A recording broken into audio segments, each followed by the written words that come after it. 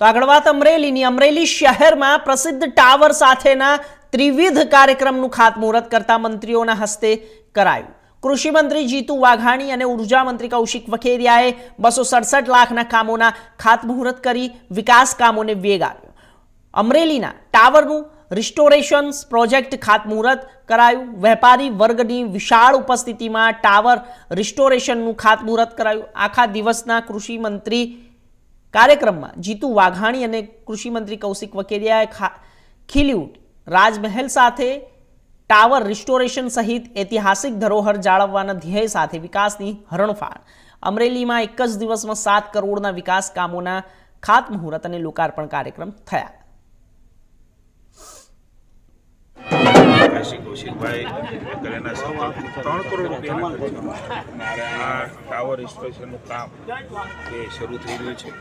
માનનીય ભરતભાઈ સાંસદશ્રી અને સમગ્ર ભારતીય જનતા પાર્ટીની ટીમ, નગરપાલિકાની ટીમ અને લોકોની લાગણી, વેપારીઓની લાગણી, ચેમ્બરની લાગણી, અમરેલીનો એક ભાવ આ ટાવર સાથે જોડાય।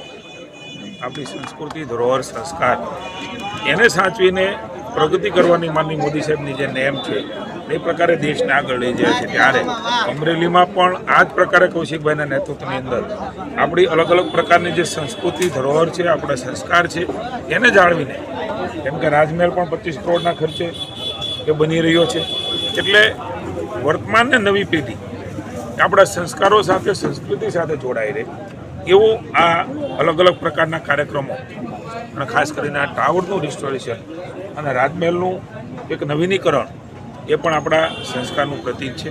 હું ભાઈ કૌશિકભાઈને અભિનંદન આપું છું। જે પ્રકારે વેપારીઓનો ઉત્સાહ, વેપારીએ જે પ્રકારે સન્માન કર્યો, જે ભાવ હતો એ જે મને એવું લાગે છે કે અમરેલીમાં રહેતા હોય કે ન રહેતા હોય, કે વિશ્વમાં ક્યાંય પણ રહેતા હોય, ભારતમાં ક્યાંય રહેતા હોય, અમરેલીની બહાર રહેતા હોય, પણ ટાવર સાથેનું એમનું જોડાણ એ વિશેષ છે। ત્યારે 3 કરોડ રૂપિયાના ખર્ચે એક જે ટાવર હતો અને એનાય પ્રકારે એ ટાવરનું રિસ્ટોર કરવાનું કામ એ આર્કિટેક્ટોને સાથે લઈને રાજ્ય સરકારમાં ભૂપેન્દ્રભાઈના નેતૃત્વમાં, ભાઈ હર્ષભાઈના નેતૃત્વમાં થઈ રહ્યું છે। ત્યારે હું એકવાર અમરેલીની પ્રજાને, અમરેલીની જનતાને શુભકામના આપું છું અને એક દિવસ રોજે રોજ મળે એ પ્રકારનો સંકલ્પ ભાઈ કૌશિકભાઈએ કર્યો છે।